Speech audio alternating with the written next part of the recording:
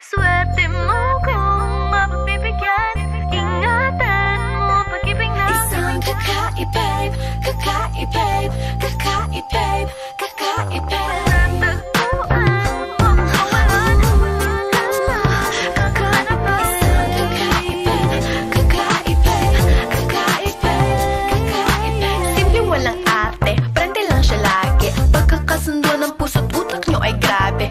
Sumabay sa trip ng inyong tropa. Siya payat ang makatatalo sa'yo sa Dota. Di ka pahihirapan pa akyatin ligaw kahit ang kaya mong ipakain lang nga isa. Huwag kang magkakamali na pag-isipan siya ng chick. Wala lang talagang kaso sa kanya kung mag-G. Marunong maglaba kahit wala sa itsura.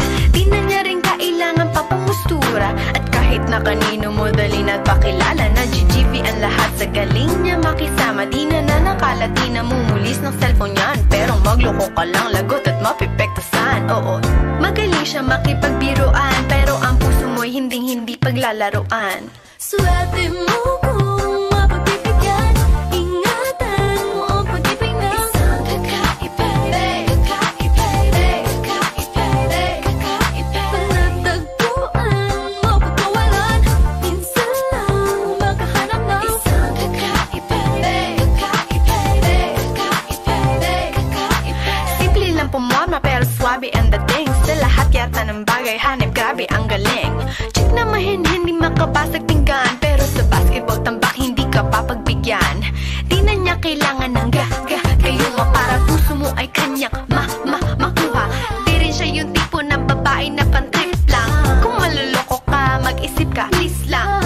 Ang ganda niya sapat para mapakanta ka ng sira ang lahat. Okay lang yan but siguro kulang ka sa talino kung sa kanya'y di tapat. Na madali siyang palitan na papatunay ito na kailangan ng tabasan mga sumay mo, kundi hindi siya nararapat sa buhay mo. Swerte mo kung mapagbibigyan. Ingatan mo ang pag-ibig na isang kakaibig, kakaibig, panatagpuan mo pagkawalan. Minsan lang makahanap ng isang kakaibig, kakaibig, kakaibig, kakaibig. Di mo siya maririnig humingi ng tawad. mararamdaman mo na lang at magugulat at gagaan ng loob, kaya siya ay walang katulad. Di siya